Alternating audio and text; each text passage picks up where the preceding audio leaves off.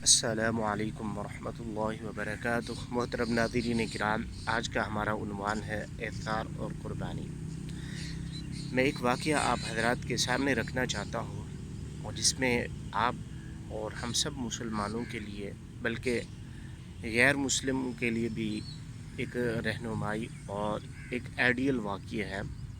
ایک دن اللہ کے نبی علیہ الصلاۃ والسلام مسجد نبوی کے اندر تشریف فرما ہے۔ ایک آنے والا آتا ہے، ضرورت مند ہے، کھانے کی حاجت ہے اس نے آ کے کہا، اللہ کے نبی علیہ الصلاۃ والسلام مجھے کھانے کی ضرورت ہے۔ آپ نے اپنے گھر پیغام بھجوایا، جواب آیا کہ گھر میں کوئی کھانے پینے کی چیز موجود نہیں ہے۔ اتفاق طور پہ ایک صحابی اللہ کے نبی علیہ الصلاۃ والسلام کی مجلس میں تشریف فرما تھا۔ آپ نے کہا کہ اے میرے پیارے، اس کو اپنے گھر لے جاؤ اور کھانا کھلا دو۔ وہ صحابی فرماتے ہیں، میں اس مہمان کو لے آیا جو اللہ کے نبی صلی اللہ علیہ وسلم کا مہمان تھا، اور وہ جب میں نے آ کے اپنی بیوی سے پوچھا کہ گھر میں کوئی کھانے پینے کی چیز موجود ہے، تو جواب ملا کہ گھر میں کوئی کھانے پینے کی چیز نہیں ہے، بلکہ بچوں کا کھانا جو ہے وہ پڑا ہے۔ تو آپ نے کہا کہ یہ کھانا، صحابی کہتے ہیں میں نے اپنی بیوی سے یہ کہا کہ یہ کھانا جو ہے ہم مہمان کو کھلا دیتے ہیں، اور جب بچے اٹھیں گے تو ہم ان کو کہیں گے کہ ابھی جو ہے وہ کھانا تیار ہو رہا ہے، جیسے ہی تیار ہوگا ہم آپ کو کھلا دیں گے۔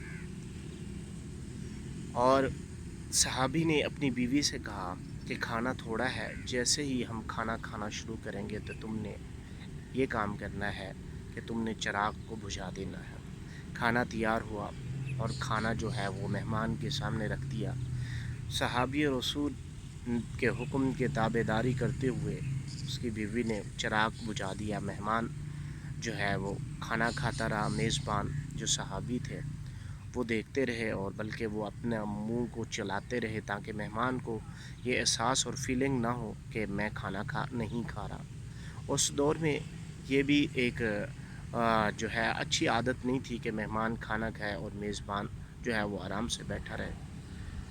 جب مہمان نے کھانا کھا لیا، مہمان مکمل بھوک اس کی ختم ہو گئی، صبح ہوئی تو اللہ تعالیٰ نے جبریل امین کو کہا، اے جبریل، رات محمد رسول اللہ صلی اللہ علیہ وسلم کے ایک صحابی نے ایک ایسا واقعہ، ایک ایسا سبق آموز اس کے گھر میں ایک واقعہ ہوا ہے، کیوں نہ ہم اس کو قرآن بنا کے محمد رسول اللہ صلی اللہ علیہ وسلم پہ نازل کر دیں۔ اللہ تعالیٰ نے قرآن بنا کے یہ نازل کیا، وَيُؤْثِرُونَ عَلَىٰ أَنفُسِهِمْ وَلَوْ كَانَ بِهِمْ خَصَاصَةٌ، کہ آپ کی جماعت وہ جماعت ہے خود تو بھوکی رہتی ہے اور دوسروں کو کھلاتی ہے۔ اللہ کو یہ اس صحابی رسول کا یہ عمل اتنا پسند آیا کہ اللہ نے اس واقعے کو قرآن مجید میں نازل فرما دیا۔ تو محترم ناظرین کرام، اس سے ہمیں یہ سبق ملتا ہے کہ جب بھی ہمارے گھر میں کوئی مہمان آئے یا کوئی ضرورت مند آئے اور آپ کو لگے کہ وہ ضرورت مند ہے، تو ہمیں اس کو دینا بہت ضروری ہے، اور یہی شریعت اسلام کا جو ہے وہ پیغام ہے۔ اللہ ہمیں اس پہ عمل کرنے کی توفیق دے۔